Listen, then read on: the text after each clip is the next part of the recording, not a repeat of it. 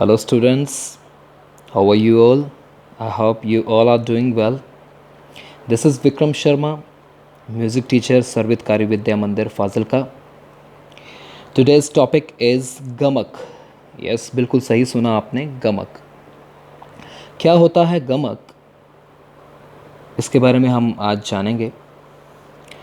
तो जब हम स्वरों को, ध्यान से सुनिएगा, जब हम स्वरों को विशिष्ट प्रकार से मतलब है इन अ स्पेसिफिक वे, एक स्पेशल पैटर्न में, जब हम स्वरों को विशिष्ट प्रकार से कंपित करते हुए गंभीरतापूर्वक गाते हैं तो उसे हम क्या कहते हैं?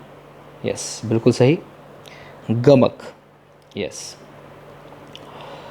तो हमारे जो संगीतज्ञ हैं, हमारे जो संगीत के विद्वान हैं, वो मानते हैं कि यदि भारतीय संगीत में सौंदर्य, भावुकता, रंजकता और आकर्षण ये सब चीज़ें हैं तो वो केवल और केवल गमक की वजह से हैं. कैसे? इस लाइन का ज़रा मतलब समझिए. फ़र्ज़ कीजिए मैं कोई चीज़ गुनगुनाता हूँ. जैसे एक छोटा सा भजन है, मेरा आपकी कृपा से सब काम हो रहा है. आनंद आया? नहीं? तो देखिए ज़रा, अब सुनिए. मेरा आपकी कृपा से सब काम हो रहा है. I think you are feeling better now.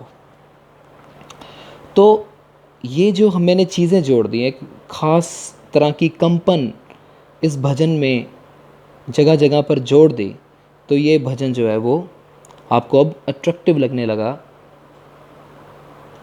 तो इसे हम कहते हैं गमक. जब हम स्वरों को विशिष्ट प्रकार से कंपित करते हुए गंभीरतापूर्वक गाते हैं. जैसे एक और एग्जांपल सुनिए. एक बहुत ही फेमस गज़ल है लता मंगेशकर जी की, रस्म उल्फत. तो उसमें देखिए, अगर मैं उसको ऐसे गाऊं, रस्म उल्फत को निभाए तो निभाए कैसे,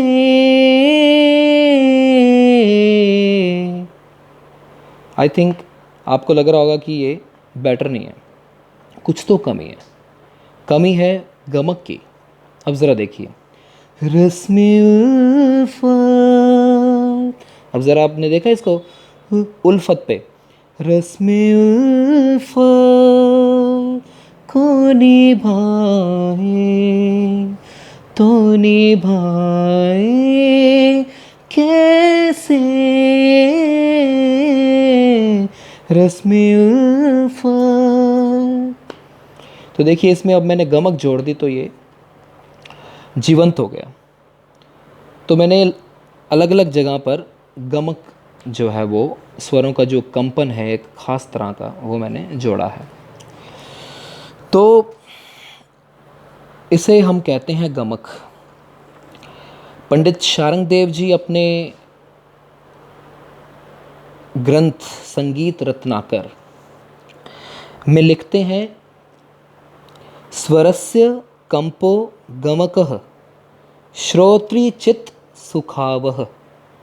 अर्थात ऐसा स्वर कंपन जिससे श्रोता का चित्त, श्रोता का मन प्रसन्न हो जाए, खुश हो जाए, उसे गमक कहते हैं.